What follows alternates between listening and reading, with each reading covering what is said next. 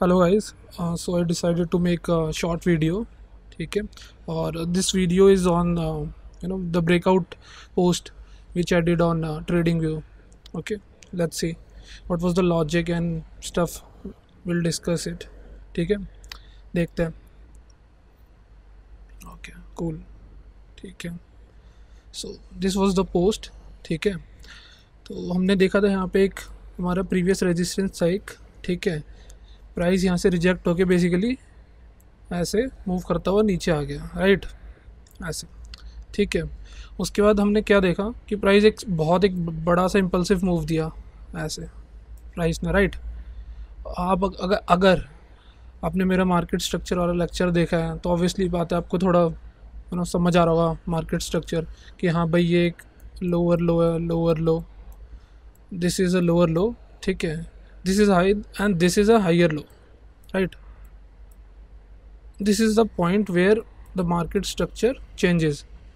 क्यों? क्योंकि एक ये हाई था, ठीक है, एक हाई था, इस हाई को ब्रीच कर दिया इस वेव ने, राइट. तो एक न्यू हाई क्रिएट होगा अब यहाँ पे. ठीक है, तो सबसे परफेक्ट एंट्री तो इसकी यहाँ पे ही थी, इस पॉइंट पे परफेक्ट एंट्री थी. ऑलमोस्ट कितना है ये, समवट अराउंड 320 319. ठीक है, मैंने 318 पे लिया था ये फर्स्ट, इनिशियली 318 पे लिया था और थोड़ा पिरामिडिंग करके मेरा टोटल फाइनल प्राइस था 321.5 आई थिंक. ठीक है, तो देखते हैं पोस्ट, देखते हैं आगे, हम इसमें देखते हैं.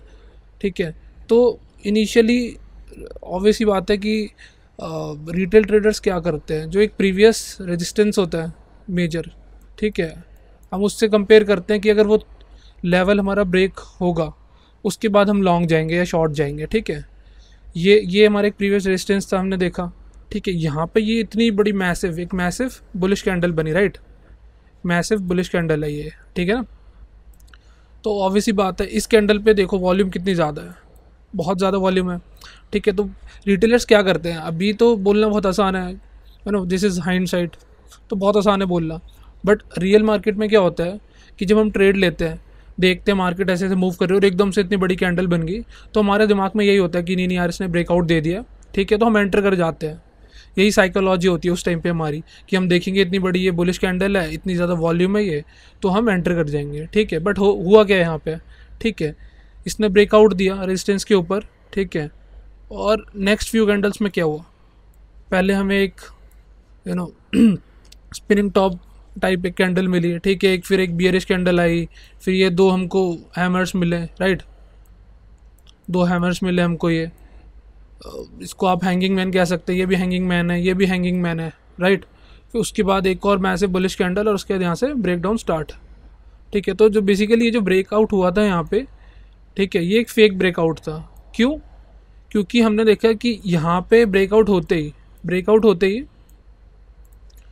यहाँ पे ब्रेकआउट होते इस पॉइंट पे सारे रिटेलर्स लॉन्ग चले गए होंगे.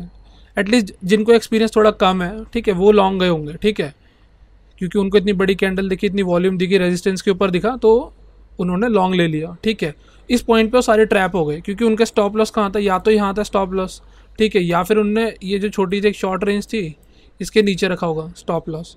ठीक है ना, ये तो ऑब्वियसली बात है. अब जब प्राइस इतना रैली कर गया, ठीक है, एंट्री आपने यहाँ ली, स्टॉप लॉस पहले इतना बड़ा था. ठीक है, तो जब प्राइस वापस ब्रेकडाउन होना स्टार्ट हुआ, ऑब्वियसली बात है स्टॉप लॉस का हम वेट कर रहे हैं. हम इस होप में होते हैं कि शायद यहाँ से रिवर्स कर जाए, राइट, शायद यहाँ से चला जाए. ठीक है, बट हुआ नहीं ऐसा. हुआ क्या कि जो प्राइस था नीचे आता गया and finally it hit the 0.5 fib level. ठीक है, ये, बट इससे ऊपर क्या था, इससे ऊपर हुआ क्या हमारा, इससे ऊपर ये देखिए, ये जो हमारे स्टॉप लॉसेस थे ये सारे स्टॉप लॉसेस गए. ठीक है, यहाँ जो स्टॉप लॉसेस थे वो सारे स्टॉप लॉसेस गए, राइट. ठीक है, और ये वाला जो हमारा स्विंग था, ये वाला स्विंग, ये इतना बड़ा जो स्विंग है, तो उसका 0.5 फिब लेवल था यहाँ पे. ठीक है, यहाँ पे आके उसने एक इंटरेक्शन दिया, right, this was a 0.5 fib level of this swing, right, and it gave a good reaction. See it made a hammer. ठीक है, and then it made a bullish engulfing bar. ठीक है, इसका मतलब क्या हुआ, ऑब्वियसली इसका मतलब वो जब ये फर्स्ट कैंडल बनी हैमर, ठीक है। इसका मतलब ये हुआ कि जो सेलिंग प्रेशर था, ठीक है, वो डिक्रीज होने लग गया और बायर्स मार्केट में एंटर होने लग गए हैं। ठीक है। क्यों, इस कैसे पता चला हमें ये? क्योंकि ये कैंडल्स में विक आने लग गई नीचे, ठीक है, लोअर शेडो आने लग गई यहाँ पे, ठीक है। तो इससे हमको पता लगता है कि मार्केट में बायर्स एंटर हो चुके हैं, ठीक है। बायर्स एंटर होने की कंफर्मेशन कहाँ मिली? इस बुलिश एनगल्फिंग पे, राइट, ठीक है। तो यहाँ पर आप लॉन्ग जा सकते थे, ठीक है, और स्टॉप इसके नीचे रख सकते थे, ठीक है। ये थी परफेक्ट एंट्री हमारी, ठीक है, आफ्टर द पुल बैक। ये पुल बैक एंट्री थी हमारी। उसके बाद क्या हुआ? प्राइस हमारा वापस ओरिजिनल डायरेक्शन में मूव कर गया, ठीक है। अब ऐसा होता क्यों है? ऑब्वियसली बात है, देखो, सबसे पहला रीज़न कि भाई मार्केट में इनिशियली इतना बड़ा जो है हमको रन दे चुका है, पहले काफ़ी बड़ा गेन है ये, ठीक है। मार्केट एक हायर लो था, एक हायर हाई था।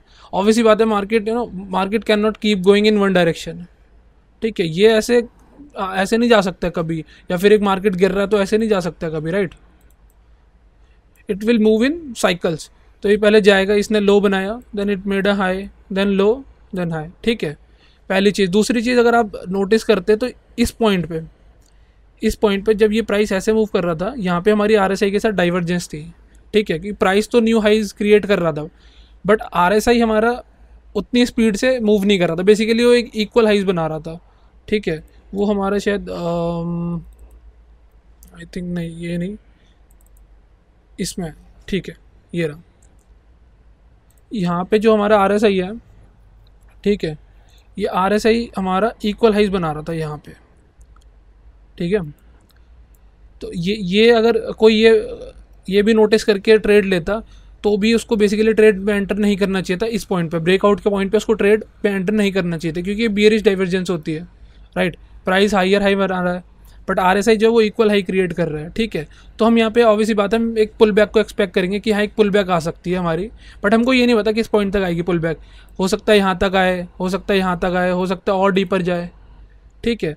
तो ये एक आरएसआई का हमारा वो था जिसको देख के आप मतलब अवॉइड कर सकते थे इसमें एंट्री लेना ब्रेकआउट पे, ठीक है, फर्स्ट थिंग। दूसरा थिंग क्या था कि ऑब्वियसली बात है, दूसरी थिंग मार्केट स्ट्रक्चर के ऊपर बेस्ड थी हमारी, ठीक है। तो market can not keep railing in one direction, it can not keep moving like this, ऐसे नहीं जा सकती है, ठीक है। वो थोड़ा जाएगी, फिर थोड़ा नीचे आएगी, थोड़ा जाएगी, थोड़ा नीचे आएगी, ऐसे, राइट।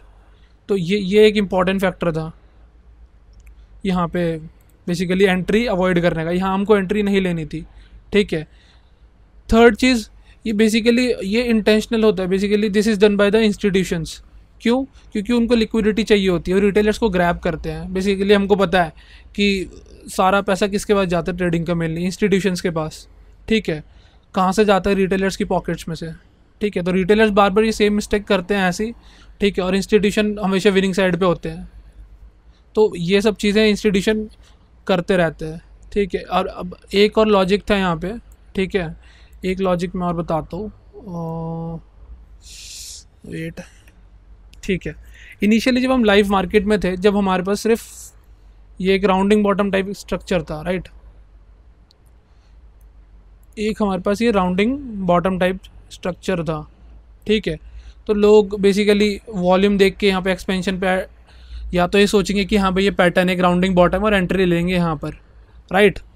तो जब उनकी स्टॉप लॉस यहाँ पे हिट हो जाएगा तो उनको लगेगा नहीं नहीं ये राउंडिंग बॉटम नहीं था, मेरी एंट्री गलत है, राइट।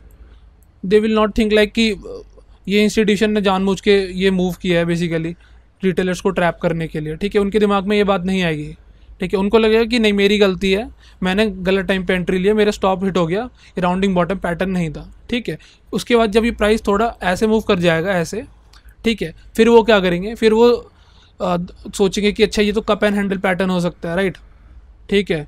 कि हाँ अगर सपोज यहाँ से बुलिश मूव आ रहा है जो भी है, ठीक है, तो बुलिश कंटिन्यूशन होगा, ये तो हमारा कप एंड हैंडल पैटर्न हो सकता है, ठीक है। तो अगेन वो फिर यहाँ इसके यहाँ पे ब्रेकआउट पे यहाँ पे एंट्री लेंगे, यहाँ पे स्टॉप लॉस रख के या यहाँ पे स्टॉप लॉस रख के या 50% पे रख के, ठीक है। तो वो ऐसे करते हैं, वो बेसिकली इसको उस तरीके से नहीं सोचते कि ये एक ये बेसिकली सोचा समझा मूव है, ठीक है। ये इंस्टीट्यूशन ने जानबूझ के बेसिकली क्रिएट करा है ये फॉल्स मूव, ठीक है, हंट करने के लिए बेसिकली रिटेलर्स को।